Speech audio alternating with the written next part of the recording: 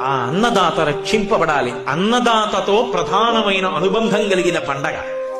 వెళ్లి పుట్టలో పాలు పోసి ఆ చిమ్మిలి వేసి చలివిడి వేసి నమస్కారం చేసి ఒక మాట చెప్తారు. దానికి ఏం పెద్ద పెద్ద మంత్రాలు చెప్పలేదు. అందుకే పడగ తొక్కితే పగవాడనుకోకు, నడుం తొక్కితే నా వాడనుకో, తోక తొక్కితే తొలగుతూ వెళ్ళిపో, ఇదిగో ఈ మూకలు తీసుకో మాకు మూకలియ్యి అంటారు. అది మూడో ఫలితం.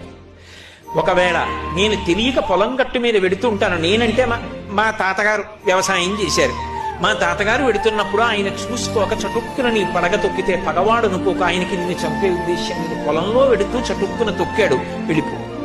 నడుం తొక్కితే నావాడనుకో, తోక తొక్కితే తొలగుతూ వెళ్ళిపో, ఆయన జోలికి రాకు, నీ పట్ల నాకు ఒక అనుబంధం ఉన్నది అని చెప్పడానికి పట్టికెళ్ళి వేస్తే ఆ భాష అది అందుకోలేదని నేను అనుకో.